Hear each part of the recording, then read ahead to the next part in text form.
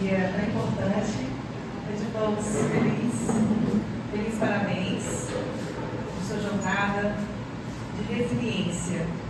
Uma pessoa que é muito talentosa, uma pessoa que traz de dentro para fora, traz com a verdade, com a força. E você, Simone, é um exemplo disso. Hoje é um dia imensamente importante, que é o dia do seu renascimento. Um nascimento que traz profundos renascimentos. E através dessa obra, a mulher que surtou veio mais do que uma mulher que renasceu, que acendeu a sua chama, a sua vida. Então é muito sensível esse momento, é um momento de sensibilidade mesmo da alma. E quero te parabenizar por esse momento. Fico muito feliz também de contribuir com esse momento tão especial para Simone. E ver vocês aqui, a presença de cada pessoa que também faz parte, de cada partícula dela, e que com certeza isso aqui tudo é que nos conecta como seres humanos, como seres viventes, como seres criativos. Então, mais do que te receber no meu consultório, quero dizer para você que você realmente também contribuiu com a minha transformação. Eu me senti muito honrada de poder contribuir com esse nascimento. Com certeza virão outros momentos, e agora é só o início de um novo ciclo.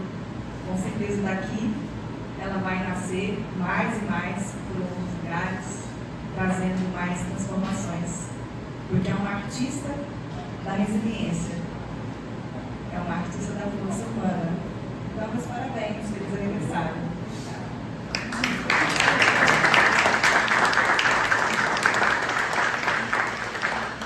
Obrigada. Gente, ela não falou não, mas ela é uma das personagens do livro, tá? Vocês vão descobrir quem. E sem ela o livro não existiria, porque ela foi uma pessoa que incentivou muito, então eu que te agradeço.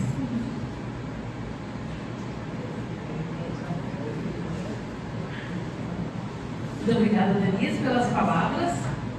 Agora, nesse momento, eu convido todos a aprofundar um pouquinho mais nessa história, a viver com uma intensidade um pouco maior tudo que nós ouvimos até aqui e descobrir um pouco mais o que há por trás da mulher que surtou.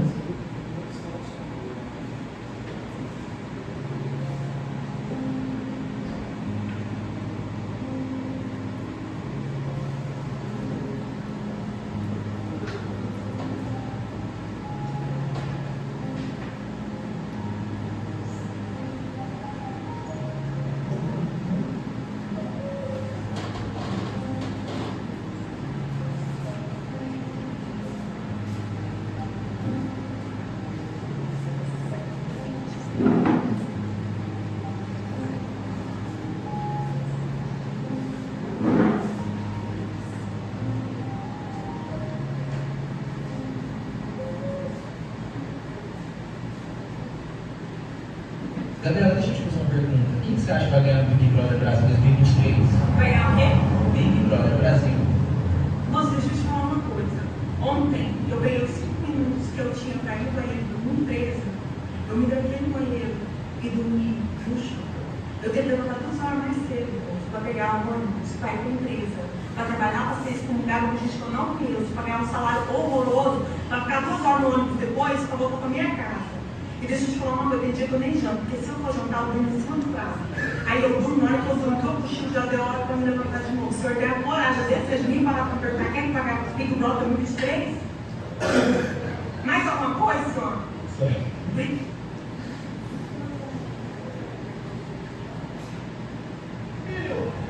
Ninguém vai levar porra do meio, não, caralho!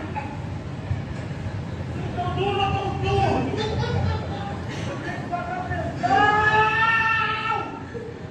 Gente, me ajuda! Vocês estão duro ou estão duro? Trabalho de corpo! Vou falar pra minha mulher pra arrumar um trabalho. Leva a porra comigo não. Vou embora. Se me chamar, eu não volto. Leva a porra do milho, cara.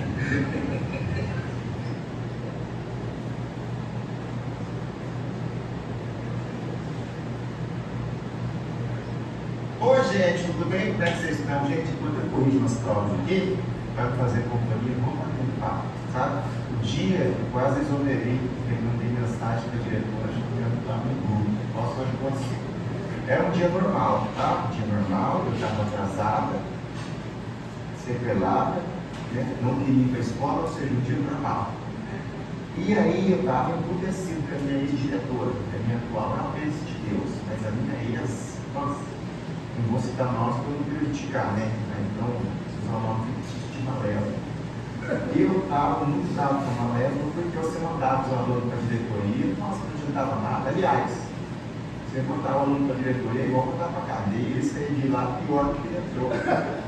E eu estava discutindo com ela, e ela estava em marcação comigo, porque já era o 5º ano seguido que ela voltava na barraca do pastel, e só se eu soubesse fritar as coisas naquela escola, mas tudo bem. Estava eu um dia acordei inspirado, resolvi montar uma figurinha e mandei uma foto de um diabo vestindo saia, que era de saia, o diabo veste saia. Até aí tudo bem. Só que eu achei que eu tivesse mandado no grupo clandestino. Quando eu vi, eu mandei no grupo relatado.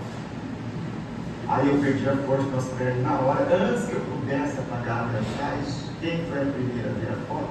Ela disse. Que o inimigo era ardiloso, ela nunca vê a mensagem. Nesse dia ela foi a primeira a ver. Deu os 2 negocinhos azul, eu vi quem viu, ela viu, e eu desesperei.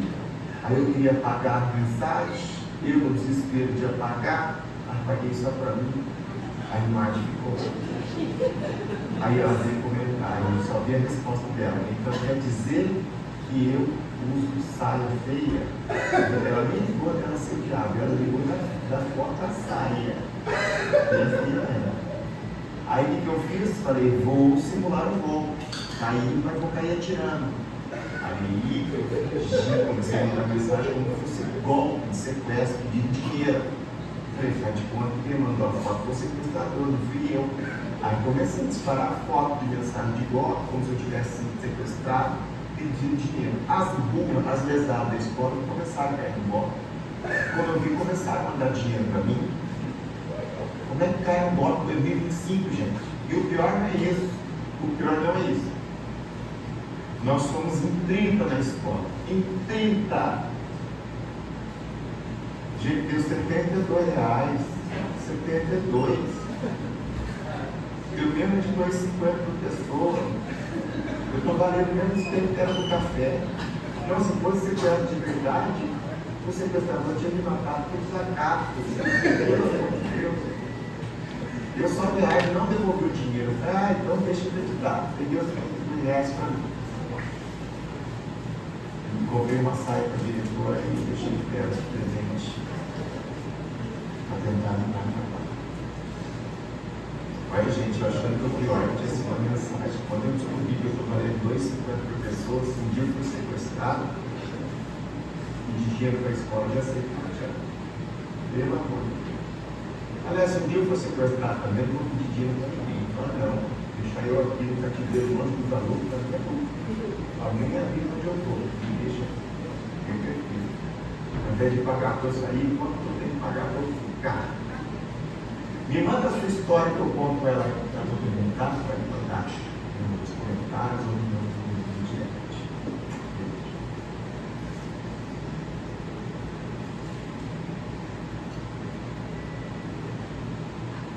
Querida, você tem que ser ruim de vez em quando. Porque se você for pau para toda hora vai ter uma obra.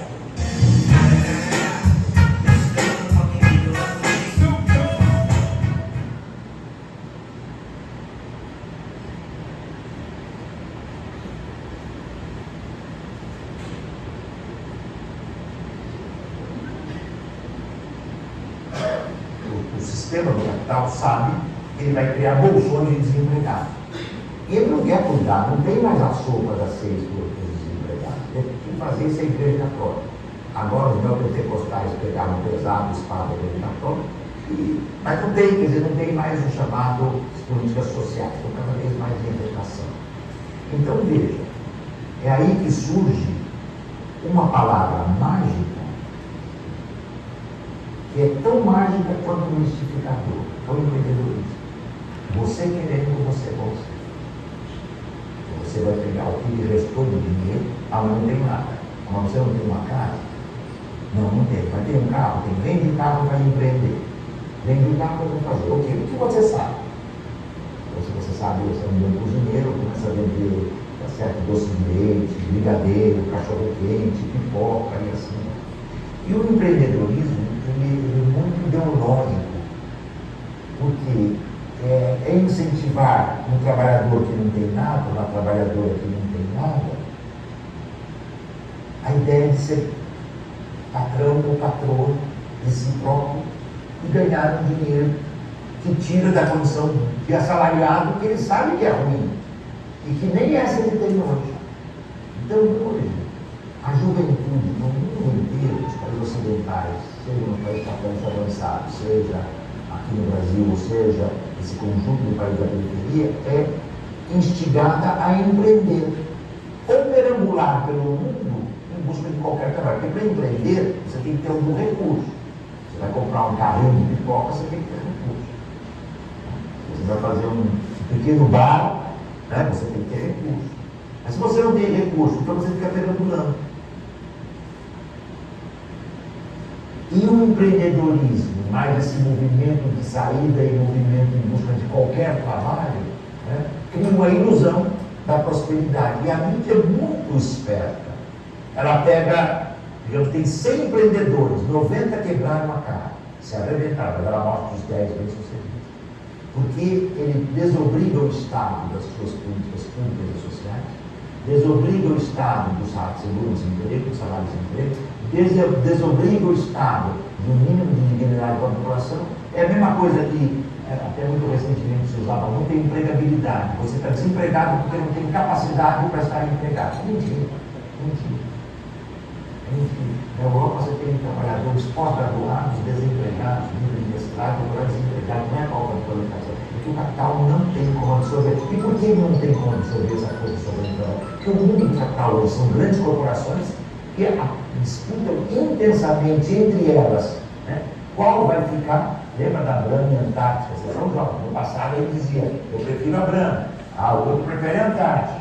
Né? Assim, 25 anos atrás. Hoje a mesma empresa já não é mais Brahma e Antártica, já é um outro complexo que envolveu cervejas europeias. Ela é prevalentemente para enriquecimento das corporações, redução do tempo. É isso que é um projeto nefasto da indústria 4.0. O que é a indústria 4.0? Eu trabalho isso também no meu livro. Né? As indústrias. Não é indústria no sentido restrito, é indústria, é banco, é comércio, é escola, tá certo? É agronegócio. Elas vão primeiro. Ao invés de eu pedir está faltando uma coisa, eu chamo o meu secretário e diz, está precisando de papel, tá certo?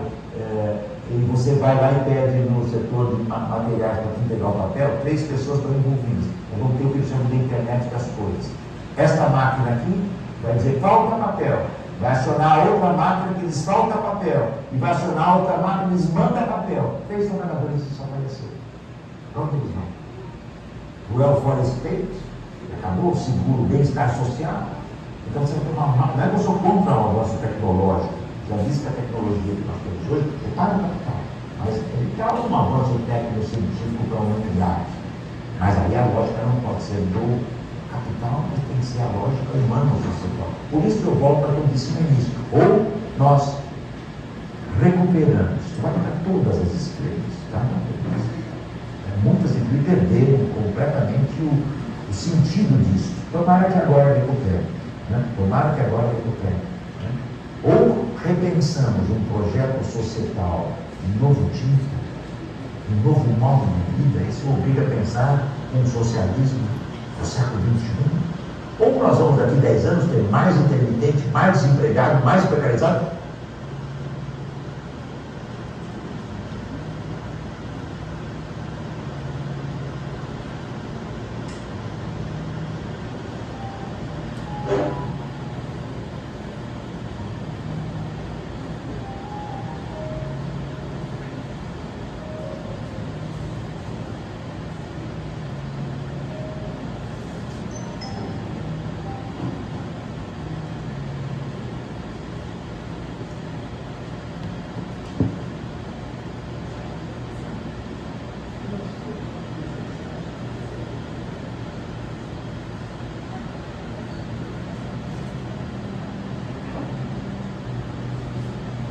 Um dia fiz um pacto com o amor e ele me deu um tempo de esperança, um tempo pequeno, para que desse tempo de ver a chuva, de amar o vento e visitar as noites. Um tempo para reunir os cânticos, as palavras, as lavras, e eu abracei esse tempo, como a claridade abraça a escuridão.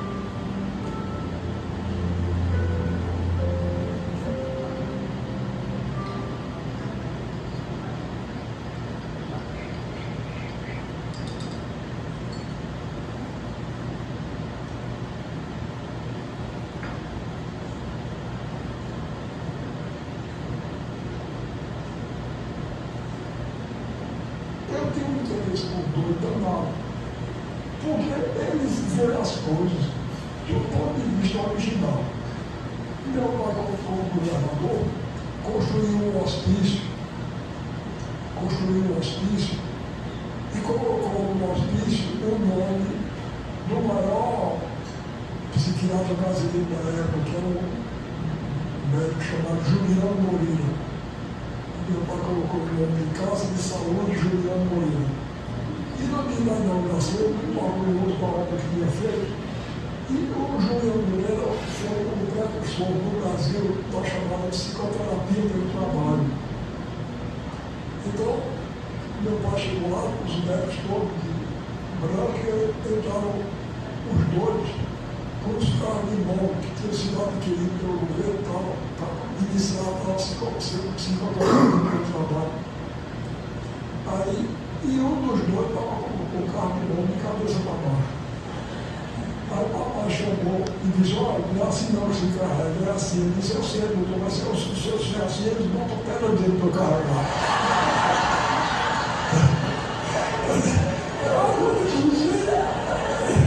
É um gênio, não.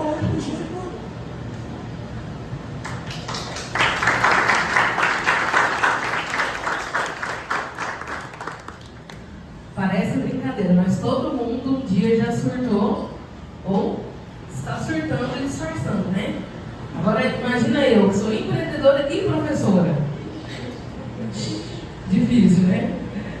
Muito bem, esse vídeo, né, mostra muito bem sobre tudo que o livro aborda. E agora nós vamos ter uma palavrinha da Sandra, que é especialista em psicologia do trabalho e há 20 anos tem um projeto de tratamento da depressão, um projeto gratuito. Depois, no final, quem quiser dar uma palavrinha para ela. Obrigada, Sandra. Boa noite. Bom, eu até preparei alguns slides, mas acho que aqui a gente vai bater mais um papo, né? O que foi falado até aqui, né, sobre o trabalho e as doenças e decorrência do trabalho, a gente tem aumentado isso muito na nossa cidade, no nosso país e no nosso mundo. Hoje em dia, a depressão, que é um dos sintomas do burnout, é a depressão, a ansiedade, o estresse, e todos eles dão sinais, geralmente, 10 anos antes de acontecer na pessoa. A gente vai utilizando mecanismos de defesa para que a gente mantenha o equilíbrio. E aí, uma hora surge. Existe um processo de evolução na relação do trabalho em termos das normas trabalhistas que melhoraram, né? Eu estou desde a década de 80 no trabalho e tem melhorado. E o ano passado foi aprovada, para nós psicólogos, eu sei que aqui tem vários psicólogos, foi aprovado uma avaliação psicossocial. O que é essa avaliação psicossocial? Vai avaliar se aquela função tem condições de desenvolver na pessoa a função, né? Em desenvolver na pessoa alguma doença do trabalho, né? Alguma doença mental. E aí, quem é que vai poder avaliar isso? O psicólogo. Né? Os psiquiatras também querem entrar, mas é o psicólogo que vai poder desenvolver se aquela função vai exercer uma doença do trabalho. E aí a pessoa o profissional vai ter de desenvolver dentro da empresa, principalmente as empresas, e vai ser exigido a partir de agora, empresas acima de 50 funcionários vão ter de ter isso, e vai ter que desenvolver projetos de avaliação, primeiro avaliação da função, né? Eu tenho eu dou consultoria na empresa que tem vigilante. Então, eu vou desenvolver se aquela função de vigilante tem doença, pode ter uma depressão, pode ter alguma situação de ansiedade, porque eles vivem em alerta. Fazendo um parênteses aqui em Goiânia, não sei se vocês sabem, mas no ano passado e atrasado, 2 vigilantes se suicidaram dentro do trabalho, dentro do condomínio. Não é divulgado, mas como eu faço parte, eu sei que isso aconteceu. Então, é uma situação muito grave que está acontecendo. E essa legislação, ela vai ajudar aos trabalhadores nesse sentido. E aí você vai fazer projetos de atendimento, primeiro, avaliação, qual é a condição que a pessoa tem. E aí, uma das coisas que é importante para o empresário é o processo seletivo. Porque tem que saber se a pessoa já vai chegar com depressão ou não. Eu falei aqui que a depressão começa 10 anos antes, né? E aí a pessoa vai chegar e vai falar assim, não, eu adoeci aqui. Eu tive um caso de uma perícia, onde eu fui convidada para participar da perícia, porque a pessoa alegou que ela adoeceu por causa de telemarketing. Aí eu peguei e perguntei à psicóloga, a psicóloga tinha sido minha estagiária. Eu perguntei para ela assim, qual foi o formulário que você utilizou? O seu. Eu falei assim, então pega lá. Lá tem se ela tomou remédio, se ela teve já problema de depressão, sintoma, porque a gente faz essas perguntas. Agora, se a empresa que eu cheguei lá não tinha essa pergunta, então como que vai provar que a doença veio antes ou a doença foi no trabalho? Então tem que ser no início. E aí os profissionais vão ter que refazer, né? Acha que na minha época quem fazia isso era o psicólogo. Hoje você tem administrador, você tem coach, tem pessoas, tem técnico de recursos humanos, e isso é a função do psicólogo. E ele tem que avaliar isso. Então é importante, né? Quem tem pequenas empresas, grandes, porque as grandes empresas têm profissional de psicologia, as pequenas empresas não têm. Então é importante que eles olhem isso para que possa diagnosticar antes da pessoa entrar dentro da empresa. E tem lá, não é que ela não pode. A partir do momento que está dentro da empresa, você vai fazer o quê? Você vai avaliar quais são os trabalhos que você pode fazer. Palestra sobre assédio, palestra sobre assédio sexual, abuso de poder. Né? Você vai fazendo palestras, ensinando para o trabalhador, para que ele possa dar alerta às situações que está acontecendo na sociedade, mas acontece agora no mundo do trabalho. Existem programas, evoluiu muito, né? Eu que acompanho esse processo evolutivo das leis, né? Da exigência que muitas vezes as pequenas empresas fazem para ter no papel, mas que tem que ter no real. Porque nós temos o Programa de Saúde Ocupacional, o PCMSO, que avalia, você faz exame na entrada, na saída, exame de acordo com a função, o LPCAT, que avalia todas as funções, a audiometria, mede o som, mede quanto tempo que a pessoa anda, quanto tempo que a pessoa fica sentada, né? Você vai verificar como que. Aí você tem o PGR que fala quais são os equipamentos que aquela pessoa tem, se a cadeira tem que ser de determinada forma ou não. Então, tudo isso, a pessoa, o profissional tem de entender como que funciona tudo para que ele possa montar um programa que vai funcionar naquela empresa. Então, você tem que sentar, conhecer todos os programas e você vai olhar como é que funciona o processo daquela empresa, porque isso é individualizado. Você não tem pacote que você chega aqui e entrega aqui, não. E aí você vai mapear a empresa e vai fazer o projeto, né? Vai ter o diálogo diário de segurança, que você traz a saúde mental, você tem que a gente chama de DDS, né? Que os funcionários por 5 minutos vão conversar sobre a segurança dele e a saúde mental. Você tem a ginástica laboral, que vai trabalhar a pessoa, postura, alongamento dentro da empresa. Você tem de ter um programa de atendimento psicológico em caso de emergência dentro da empresa. Então, a empresa vai ter de ter um contrato com um profissional para que ele possa atender aquele funcionário que tenha algum tipo de surto. E isso tem de estar dentro da empresa e tem de ter a prova que a empresa está fazendo isso. Então, tem que ter os relatórios que tem que fazer e fazer. Eu estou com 5 relatórios fazendo na empresa e isso fica na mão do psicólogo. Se eu sair, eu levo comigo ou eu entrego para o psicólogo que entrar no meu lugar. Então, tudo isso tem toda uma legislação que a pessoa tem de trabalhar. E a depressão, né, que esqueci o nome dela, ele falou que eu tenho um projeto realmente que eu faço terapia em grupo com depressivos, tem 20 anos. E a depressão, como eu disse, ela aparece o sintoma 10 anos antes. Só que a gente não olha. A gente sente, vamos supor, eu estou atendendo um rapaz que a mãe dele faleceu. E ele entrou numa depressão profunda.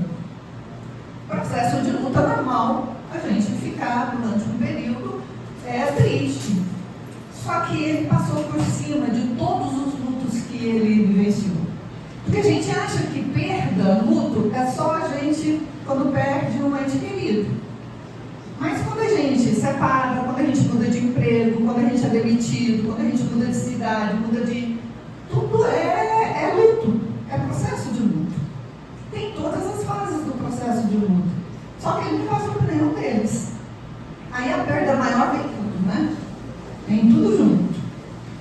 E aí você tem de utilizar, né, dentro dos processos psicanalítico, analítico, você vai utilizar os mecanismos para que ele possa sair disso, fazendo com que ele possa, você fortalece todas as áreas da vida dele para que ele tenha um espaço para o sofrimento da perda da mãe.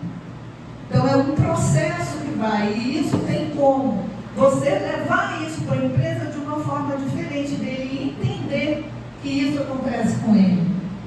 Do grupo, do chefe, saber avaliar, né? Eu dei um treinamento numa empresa no ano passado, e aí quando terminou o treinamento, o líder que estava fazendo o treinamento, doutor, eu posso falar com a senhora? Assim, fala.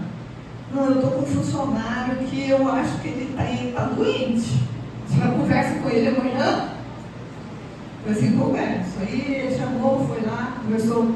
E aí eu fui e apliquei teste, porque só na conversa, quando você traz o real, né? Até você falou assim, a minha mãe falou que não estava depressiva. Aí você aplica o teste, aí está depressivo. Aí ela falou, opa, eu não sabia, porque as pessoas acham que é depressão só aquela que fica em cima da cama. E não é. A pessoa pode ter uma funcionabilidade e estar depressiva.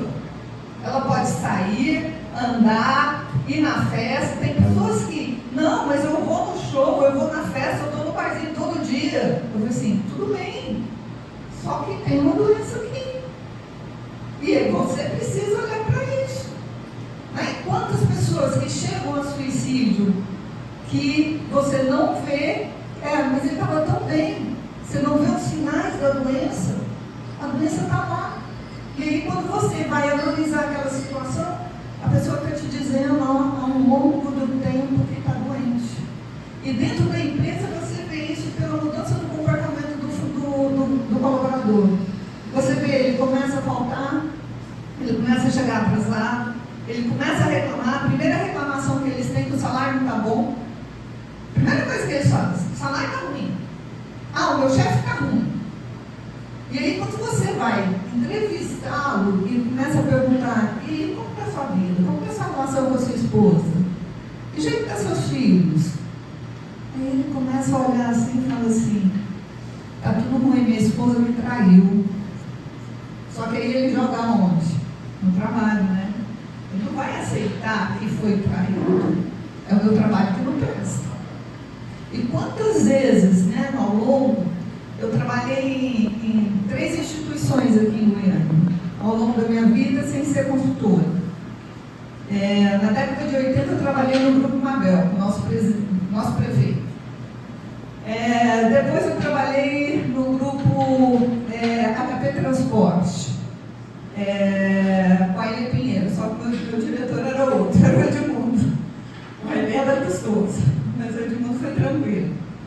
E depois trabalhei no Grupo Guardiã como consultora, como funcionária e agora como consultora novamente. E na UFG como professora. Todas essas empresas, grandes empresas, uma das coisas, eu lembro na década de 90, acho que aqui nenhum psicólogo dessa época estava nascendo, né? Quando a gente é velha é difícil, né? O idoso tem isso. Tinha uma história aqui em Goiânia, porque eu me formei em Brasília, tinha uma história em Goiânia que chegava e falava assim, quando a empresa fica em dificuldade, a primeira coisa que diminui é RH. Assim, que? Mentira.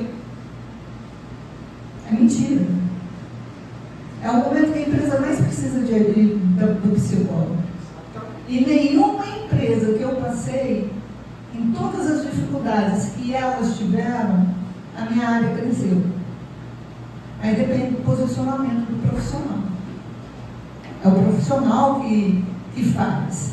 Você tem o psicólogo dentro de uma empresa, ele trabalha nas 2 áreas, com o empresário e com os funcionários. Ele faz essa mediação. Para que as coisas, olhando todas as áreas e cuidando da saúde mental do colaborador. Quantas vezes eu chegava para os empresários com quem eu trabalhei, ele falava assim, tem que demitir. Eu falei assim, se eu demitir ele, eu vou destruir ele. Deixa eu equilibrar ele depois, porque a única coisa que está segurando de saúde mental dele é o trabalho. E esse funcionário que o líder pediu para me conversar, ele estava com o pai em estado terminal de câncer. A esposa tinha separado e ele estava depressivo porque ele estava lidando com a finitude do pai. E aí ele não sabia o que ia fazer da vida. Eu falei assim, tá, então vamos fazer o seguinte, vamos voltar ao trabalho. Pelo menos aqui, você gosta do que você faz? Gosto. Depois que você equilibrar, eu atendi ele algum tempo, até ele equilibrar, para que ele pudesse sair da empresa com uma coisa, com um projeto pronto, para ele ficar com o pai dele, mas com um projeto de mudança de cidade, de emprego na outra cidade. Foi todo um processo que você vai fazendo com o colaborador, para que ele mantenha a saúde mental dele. Então é importante que a gente possa, né, nós psicólogos, nós empresários, porque eu tenho a minha empresa, o IDH Brasil, possamos auxiliar nessa mudança, que ainda assim vai ser lenta, mas é uma vitória para os trabalhadores. Apesar de que a gente vê que ao longo do tempo os sindicatos perderam a força, a tecnologia entrou dentro da empresa, mas o ser humano continua sendo ser humano. O trabalhador continua sendo trabalhador. E é importante que a gente ensine ele. Você vai falar um pouco de Jung, eu sou junguiana. Uma coisa que eu adoro no Jung é que a gente tem de ensinar eles a olharem para as sombras deles. Porque tem coisas encantadoras nas empresas e nos trabalhadores e nos empresários. Então é importante que a gente olhe para isso, para que as pessoas possam entender o seu processo, entender o processo da própria empresa. Esses dias eu fui na HP com um dos diretores, e ele fala assim: Sandra, tem quase 30 anos que você saiu daqui, mas parece que você está aqui desde julho, você nunca saiu. Eu falei assim: mas cara, não tem jeito, porque eu conheço vocês são meus amigos, eu conheço a empresa, por mais que a empresa cresceu e mudou a forma de lidar, eu conheço a cultura da empresa. Eu conheço o que os trabalhadores fazem, porque eu fiquei um período da minha vida, quer dizer, uns 20 anos, fazendo avaliação de CNH. Então, eu entrevistava motorista. Eu sei bem como que o motorista lida. Eu estava até falando com ela hoje, né, com você hoje, e as pessoas acham que acidente de trânsito é acidente, né? 30% dos acidentes que tem de trânsito, eu li isso hoje, 30% dos acidentes das pessoas, dos motoristas que morrem em acidente de trânsito, 30% já tiveram pelo menos uma consulta e um diagnóstico de depressão. Então, não é acidente, pode ter sido um suicídio, mas é aceitável pela sociedade. Eu lembro, quem é psicólogo aqui, acho que lembra do Miniput, do teste holográfico. E na década de 90, eu fui pegar uma supervisão com o Miniput. 92. Aí eu fui na casa dele em São Paulo. E ele era de uma humanidade, de uma resiliência imensa. E aí eu fui pegar uma supervisão com ele de testes e tal. Eu trabalhava como motorista e eu queria avaliar alguma coisa. E aí ele estava falando para mim que ele estava desenvolvendo um trabalho, um homem e a empilhadeira. E aí eu falei assim: como que é esse trabalho? Ele falou assim: não, eu peço eles para desenhar uma empilhadeira e depois eu peço para eles se inscrever, porque lá está caindo muito pallet na empilhadeira, eles estão batendo muitas empilhadeiras e tal. E aí depois eu peço eles para fazer uma redação. Aí eu falei assim: então eu posso fazer o homem e o ônibus? Pode. E aí eu fui, aí ele estava fazendo a primeira quantificação do teste e tal.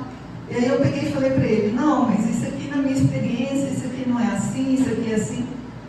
Ele falou assim: mas você aplica os testes me mandam? Naquela época era correio, né? Era carta, né? A gente não falava muito por telefone, então era carta, era correio.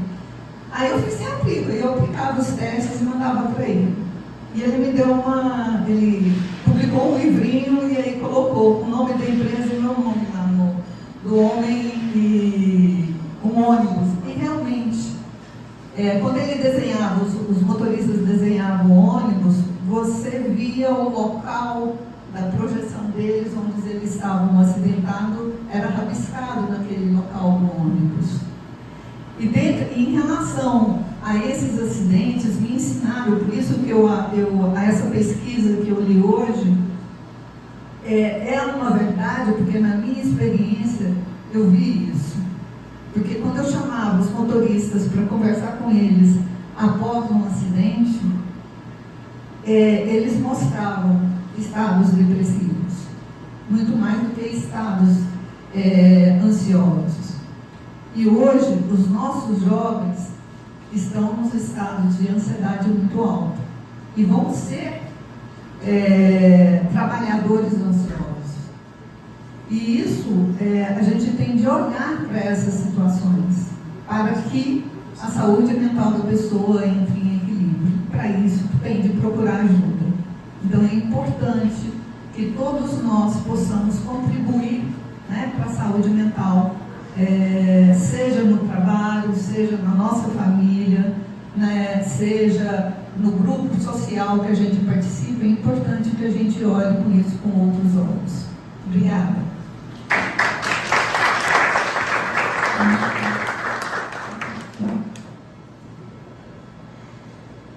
Muito importante, né? O impacto realmente em todas as áreas, não só na psicologia, mas também na liderança. Várias áreas profissionais podem ser impactadas realmente. Um assunto muito importante. E agora, nós vamos chamar um amigo que também faz parte dessa jornada, o escritor Miguel. Está por aí o Miguel? Acho que é Miguel Jorge. Então vamos para o Cláudio, antes do Miguel, já que ele deu uma saidinha e já volta.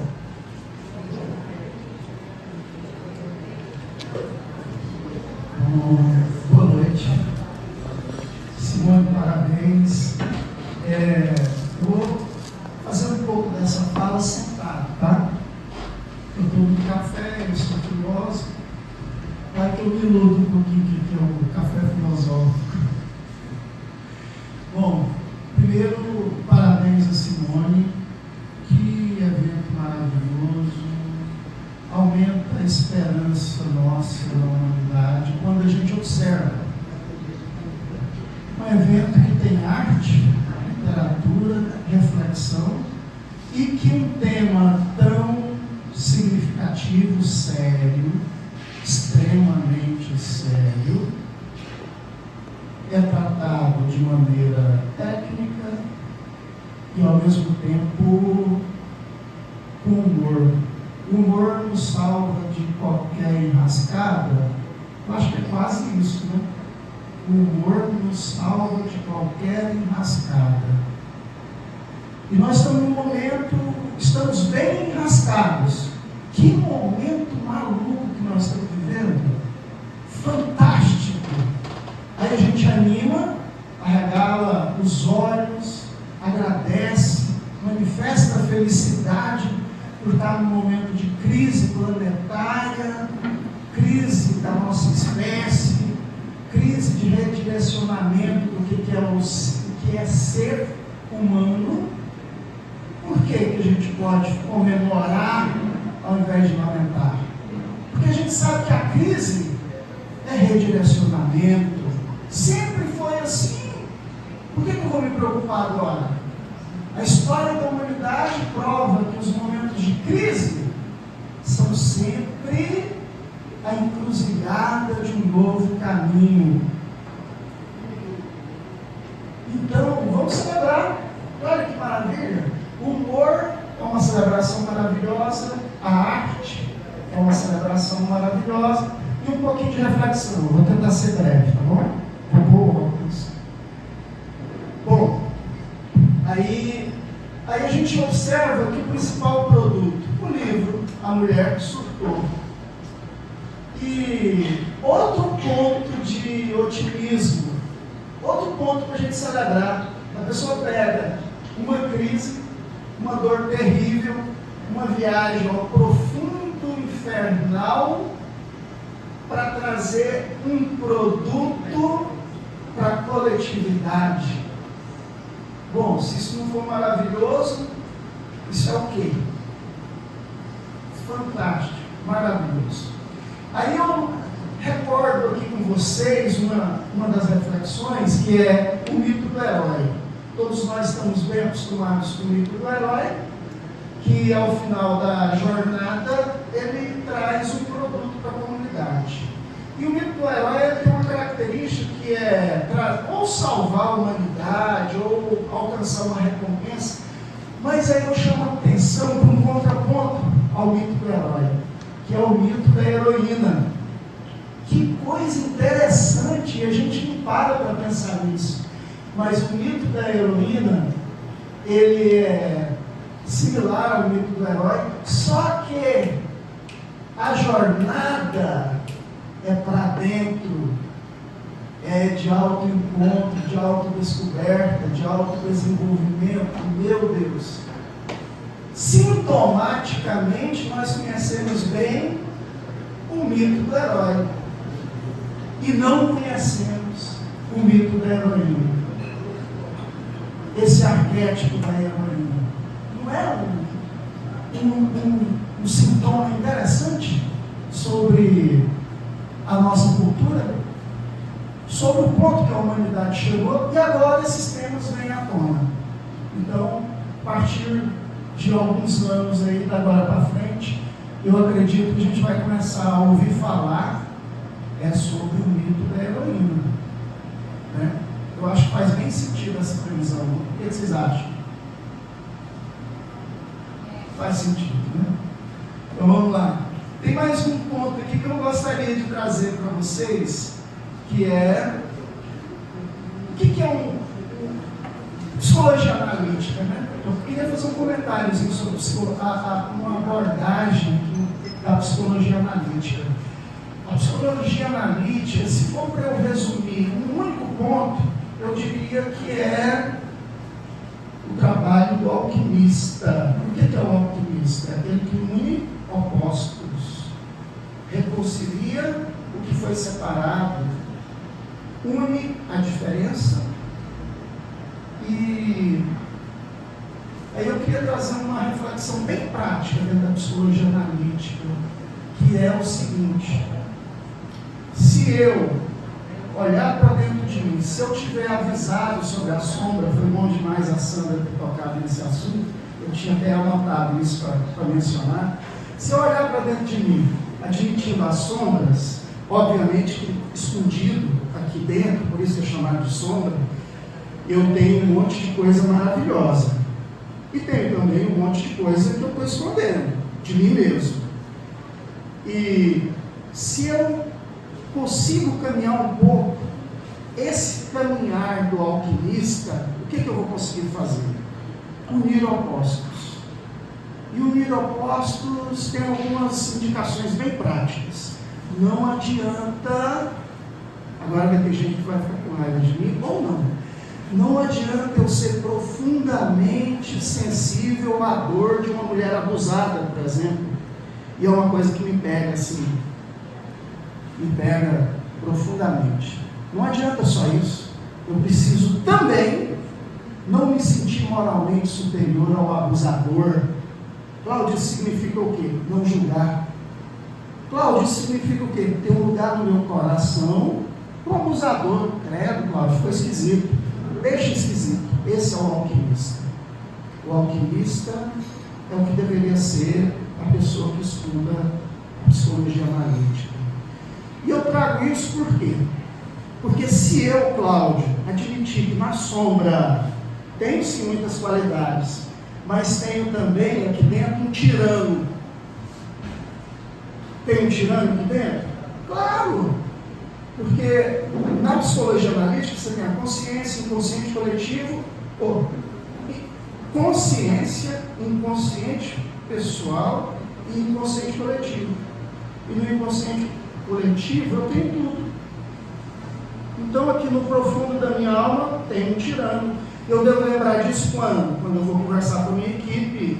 Eu não preciso passar por cima do embolo compressor, mas eu posso gerar um ambiente prazeroso, instigante, para a minha equipe se sentir psicologicamente saudável.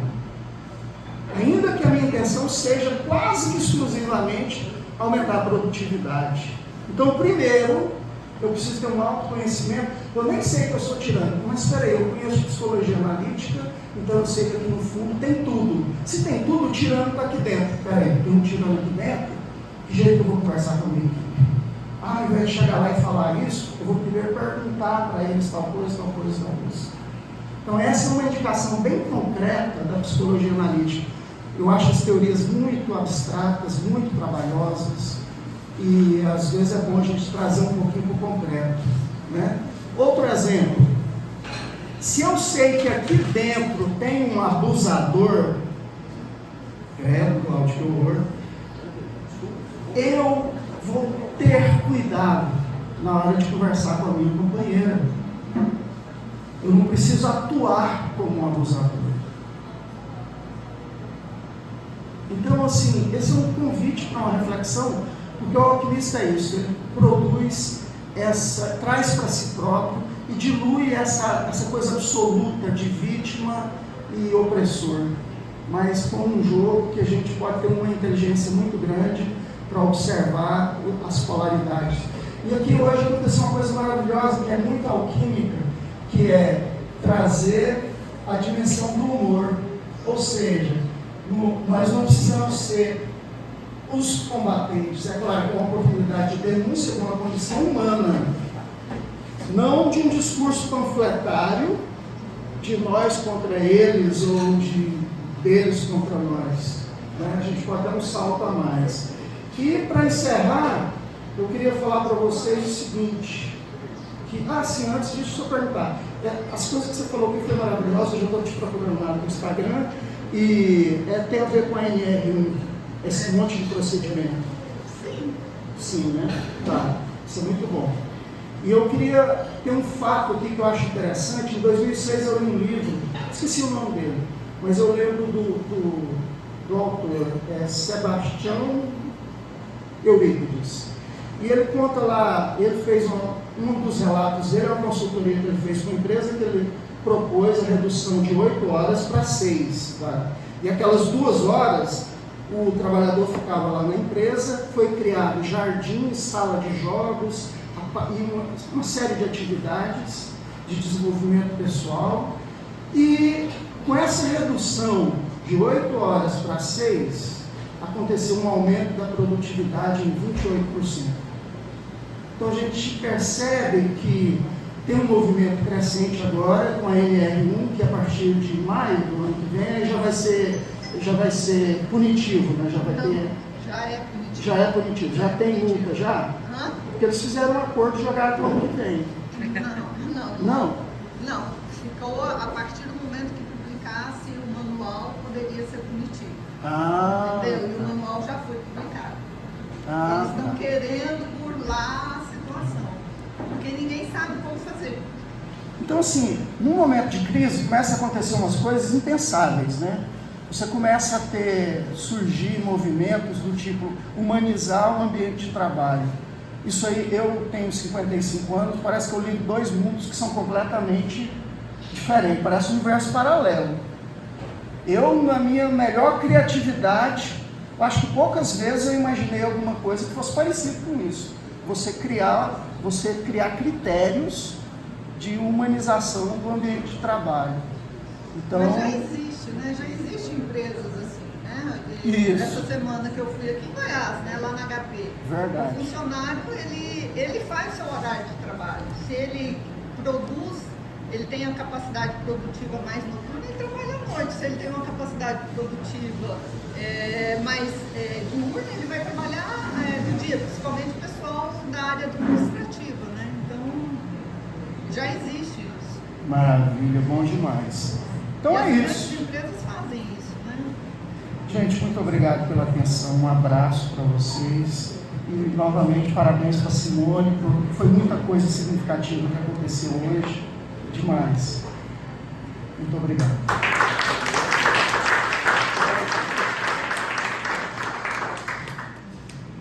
Muito obrigada, um tema extremamente relevante para nós. E hoje, além dessa noite literária, cheia de muita vida, nós temos também a celebração da vida da Simone, né? Aniversário dela. E eu convido todos a ficar de pé para a gente cantar um parabéns para ela. Aí agora o parabéns não faz com o microfone, né? Para não espantar ninguém. Todos juntos. Parabéns para você, essa data querida, muitas felicidades, ficamos felizes. Parabéns para você, essa data querida, felicidades, Viva Simone! Enquanto nós organizamos as velhinhas, o corte do bolo, vou convidar a Simone para encerrar nossa noite. A Fernanda, para encerrar nossa noite, declamando uma poesia. Muito obrigada a todos que estiveram presentes aqui. Teremos um pedacinho de bolo para cada um. E que tudo que foi ouvido aqui nós possamos guardar no nosso coração e colocar em prática nas nossas empresas, né? Muito obrigada.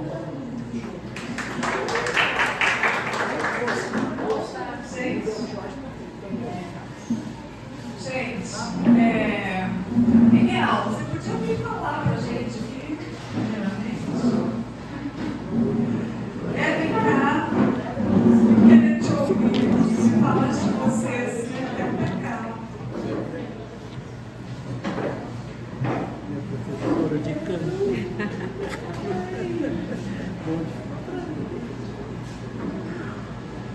Boa noite a todos. É um grande prazer estar no lançamento de livro, principalmente quando se trata de um livro que tem a seriedade da psicologia. Eu conheço Simone, somos amigos, estudamos cantos com a professora Noemi Navarra, que está aqui presente. Uma salva de palmas para ela.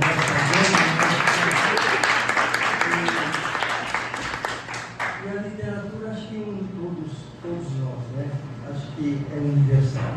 Então, uma noite muito agradável e os rumos da psicologia são muito importantes. E meus parabéns à autora, aos que falaram e aos que estão aqui presentes nesta noite memorável. E um abraço. Obrigada, Miguel.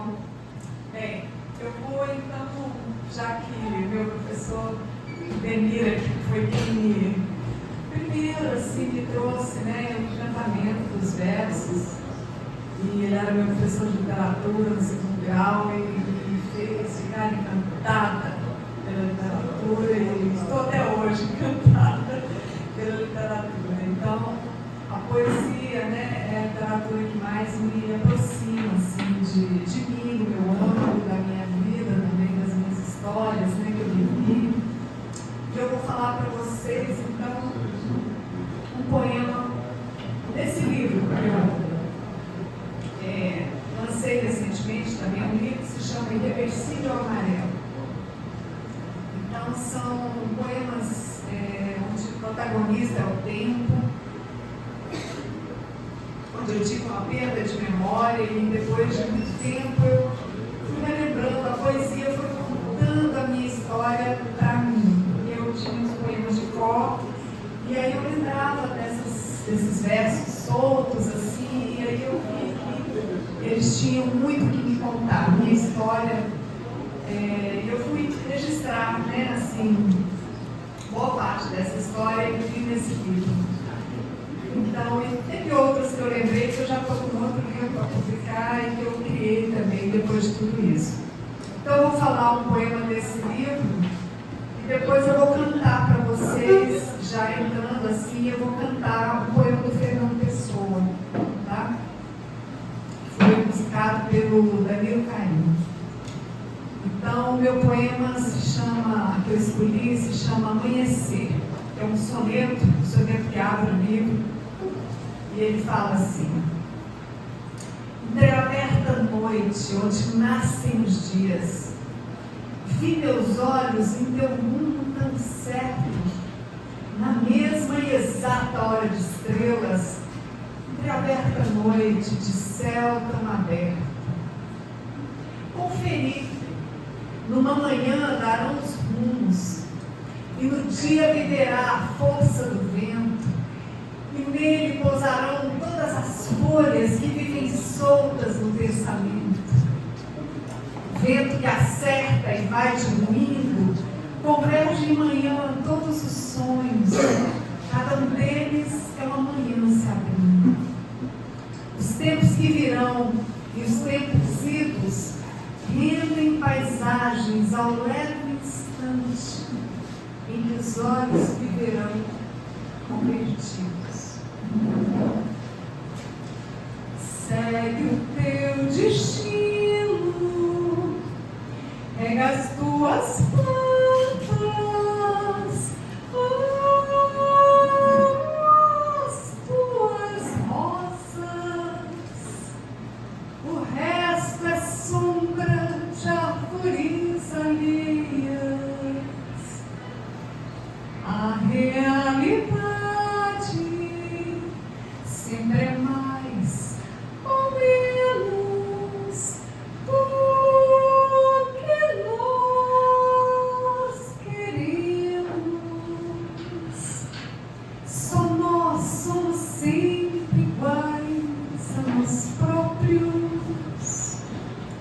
Suave é viver só, grande e nobre é sempre viver simplesmente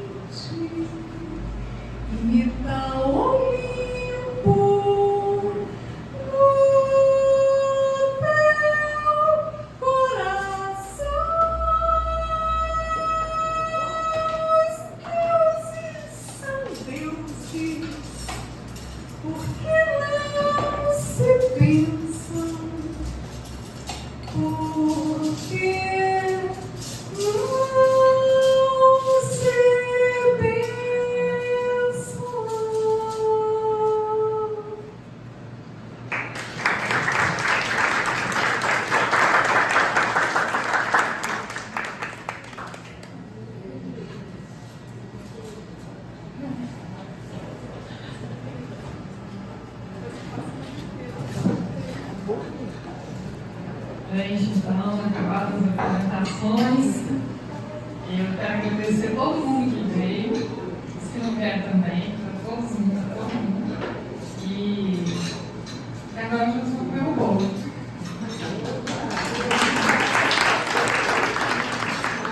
Obrigada.